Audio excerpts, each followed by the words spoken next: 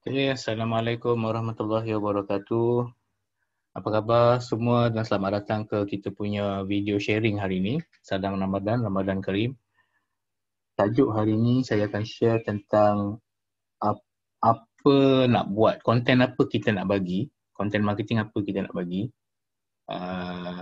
ataupun video apa kita nak bagi untuk maximize kita punya sale. Jadi saya selalu banyak dapat soalan, konten macam mana yang patut kita bagi untuk nak buat jualan adakah kita kena buat video testimoni ke, adakah kena buat video berbentuk storytelling ke, ciri manfaat produk ke. Jadi apa yang patut bagi. Jadi ramai yang mungkin tak berapa jelas benda ni, jadi saya ingat nak gunakan masa yang ada petang ni sekejap untuk sharing-sharing ilmu. Alright, so saya nak share screen dan saya nak mula lukis sikit. Kalau anda sedang di rumah ataupun di pejabat, tidak driving dan boleh dapatkan pen dengan kertas, saya sangat-sangat galakkan lukislah bersama-sama supaya lagi faham. Okey, jadi gini, dalam marketing tidak semua orang sama. Marketing ni tak semua orang sama. Jadi prospek-prospek kita ni saya cerita prospek saya belum cerita customer lagi. Baru prospek. Prospek kita ni dia ada suhu-suhu dia. Dia ada dia punya peringkat-peringkat dia. Dan total ada 5 peringkat. 5 peringkat prospek. Okey. Jadi kalau kita nak lukis, kita buat warna, bolehlah warna merah. Okey, kalau kita lukis corong, saya tengah lukis corong mungkin corong saya tidak cantik sebab saya tak pandai melukis. Okey. So corong ni macam ni lah. Okey. Jadi daripada besar makin kecil, makin kecil, makin kecil. Ni sepatutnya makin kecil lah ni, tapi nampak macam tak mengecil. Bayangkanlah dia makin kecil. Okey, so prospek kita ada 5 jenis. Dan apa yang kita cakap pada dia, apa konten yang kita bagi pada dia, dia bergantung kepada dia ada kat mana prospek tu. Okey, so yang first lapisan pertama ni, dan ini paling ramai. Kita panggil prospek ni, kita panggil dia warna lain lah. Kita panggil dia not aware. Not aware ni maksudnya dia tak sedar pun yang dia perlu beli produk kita. Dia tak sedar. Mungkin dia tak sedar yang dia ada satu masalah. Mungkin dia tak sedar yang dia sedang memerlukan satu solusi. Jadi dia memang tak sedar sebab dia tak tahu. Okay.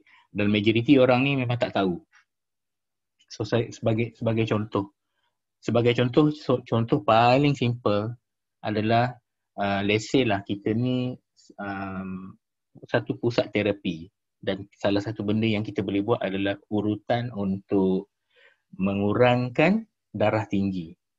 Okey, ramai manusia yang tengah berjalan-jalan, yang tengah kerja, yang duduk dekat office, yang tengah memandu, ramai manusia tak aware yang dia ada tekanan darah tinggi. Sebab tu tekanan darah tinggi ni dan sakit jantung ni orang panggil silent killer. Sebab tahu-tahu je orang tu dah meninggal. Jadi dia tak aware pun dia darah tinggi. Dia tak aware pun selama ni dia ada penyakit. Okey, itu salah satu contoh. Ataupun kalau contohnya kita jual fashion. Contoh kita jual baju. Okey, kita fashion dalam bidang fashion. Jadi ada setengah-setengah orang dia tak aware pun apa yang dia pakai ni dah outdated dah. Sebab dia tak fashionable punya orang. Dia tak tahu apa yang dipakai ni ini fashion lama. Kalau dia pergi social gathering ke apa ke, takut digelakkan orang. Kadang ada ramai orang yang tak aware. Simply tak aware. Okay, so tu peringkat pertama. Okay, peringkat pertama, tak aware. Okay. Now, peringkat kedua, sekejap, adalah dia dah mula aware. Okay, kita panggil dia dah mula problem aware. Hai Kak Sally, tengah drive ke? Gimana tu? Okay, so nombor 2 ni problem aware. So dia dah mula tahu. Baru nak pergi berniaga. Line tak clear lah Kak Sally, hujan kot. Drive elok-elok Okay, saya sambung kelas. Okay, so apa nombor 2 adalah problem aware. Dia dah mula aware yang dia ada problem. Atau macam contoh, kalau saya bagi contoh kes darah tinggi tadi, dia mula tahu, lah aku darah tinggi rupanya. Mungkin ada satu ketika tu dia ada sesak nafas ataupun dia sakit dada. Okay, dan tiba-tiba dia pergi klinik, doktor check, doktor kata, tingginya punya tekanan darah. Dan pada ketika itulah baru dia tahu bahawa dia ada problem. Okay. Saya bagi contoh untuk Kak Sally satu. Kak Sally ni meniaga buah. Okay. Macam mana contoh kalau orang yang not aware. Macam contoh, katakan salah satu buah yang Kak Sally jual ni adalah buah cherry. Okay. Dan buah cherry ni, ni memang betul bukan saya tipu. Ada satu jenis cherry nama dia black cherry. Black cherry ni sangat bagus untuk orang yang sakit lutut. Okey, orang yang sakit lutut bagus makan black cherry. Jadi, ada setengah-setengah orang dia tak aware, dia tak tahu pun yang dia memerlukan benda-benda seperti black cherry. Sebab dia tak tahu. Okay. Dan kadang-kadang dia tak tahu pun, mungkin dia sakit lutut, dia sedarlah sakit lutut sebab sakit kan. Tapi mungkin dia tak sedar, dia tak aware bahawa kalau dia biarkan lutut dia sakit, lutut dia akan bertambah teruk. Dia tak aware. Okay, dia tak ada kesedaran tu. Jadi, untuk orang-orang yang not aware ni, dia ada jenis-jenis konten yang sesuai untuk dia. Dan untuk orang yang problem aware ni, dia ada konten-konten yang sesuai untuk orang yang dah aware dengan problem. So, kejap lagi saya akan go through setiap konten ni sesuai untuk siapa. Okay. Tapi, selesaikan dulu yang ni. Jadi, peringkat yang ketiga, ni adalah dia ni dah tahu ada problem, sekarang ni dia sudah mencari solution. Okay, dia dah mencari solution. Dia dah tahu dia ada problem, dia dah tahu dia ada darah tinggi, jadi dia dah mula mencari solution. Apa solution yang ada? Dia boleh pergi urut, dia boleh makan suplemen, dia boleh buat exercise, dia boleh buat terapi, macam-macam pilihan dia ada. Dia boleh makan jamu bukan. Dia boleh makan herba-herba. So dia ada banyak solution. Dan semakin orang tu solution aware, maksudnya bila dia dah mula research.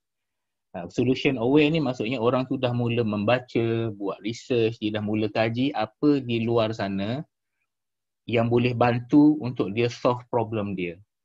Okay, kalau macam contoh black cherry tadi, orang yang sakit lutut ni, dia dah mula tahu, oh lama aku ada problem ni, lutut aku sakit dan kalau aku biarkan problem ni akan semakin teruk. So dia dah mula mencari. Dia mula mencari apa solusi-solusi yang ada. Okey, satu ada black cherry, mungkin ada suplemen, mungkin boleh pergi fisioterapis, mungkin boleh buat injection gel, mungkin boleh buat pembedahan. Jadi dia akan mula mencari, buat research, membaca dan orang-orang yang dah buat research ni adalah di kalangan orang yang solution aware. Dia dah tahu apa solution yang ada kat luar sana. Jadi untuk orang-orang ni, dia punya konten yang kita nak bagi dia lain pula. Okay. Jadi, setakat 3 ni jelas tak? Boleh tak saya nak minta love dan komen? Setakat ni jelas tak? Tolong komen boleh follow tak setakat ni? Jelas tak?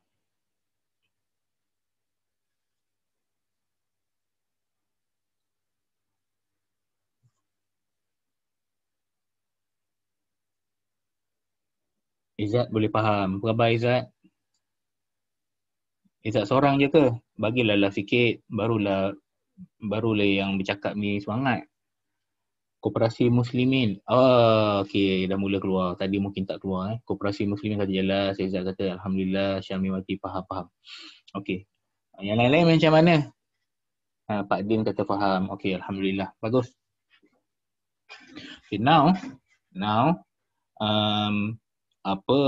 next bila kita turun bawah lagi, ada lagi solution aware. Sekarang ni dia akan product aware.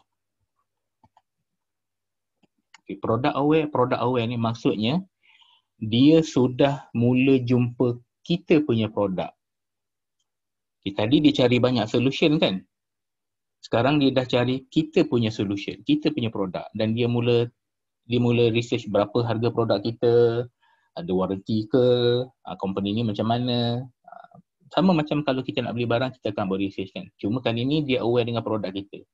Tadi solution aware tu dia sedang mencari pelbagai solusi. Sekarang ni dia dah shortlist beberapa solusi. Mungkin dia ada dalam kepala dia nak beli 2-3 produk. Dan mungkin dia dah hampir-hampir nak buat pemilihan produk kita. Okey, kalau tak produk kita, mungkin 2 atau 3 produk orang lain. Untuk orang yang product aware ni, dia dah hampir dah nak buat keputusan. Dah hampir dah nak close dah ni. Okey, dan yang terakhir adalah most aware. Okay, so most aware ni adalah dia betul-betul tahu produk kita, dia betul-betul follow kita. Kalau kita buat, contohnya kalau ada orang tu selalu buat live, dia akan join live tu, dia akan selalu baca email orang tu, dia akan selalu follow posting-posting company tu. Dia memang most aware, tapi masih tak nak beli. Ada orang macam ni. Dia dah follow dah lama tapi masih tak nak beli. Ramai orang macam ni. Okay, so sekarang ni kita dah tahu, kita dah faham, okay, ada level-level rupanya. Ada level-level rupanya orang ni. Macam mana kita nak tahu setiap orang ni berada di level mana? Itu perbincangan yang agak besar nak kupas, sebab dia depend pada platform kita pakai. Kalau macam Facebook Ads, dia ada cara-cara teknikal dia macam mana nak kenal pasti. Dia ada kaitan dengan pixel, ada kaitan dengan cookie dan sebagainya. Kalau kita buat di YouTube, lain caranya. Kalau kita guna WhatsApp, lain caranya. Tapi memang setiap platform yang kita guna, ada cara kita nak kenal pasti setiap level ni. Memang ada cara. Dan kita, kalau boleh kita nak susun. Jadi kita ada kolam ikan. Keseluruhan ni adalah kolam ikan kita lah kan. Ini kolam ikan kita. Okey, ini seluruh kolam ikan kita. Dan ini adalah orang-orang yang berbeza dalam kita punya kolam ikan. Berbeza. Okey, so sekarang ni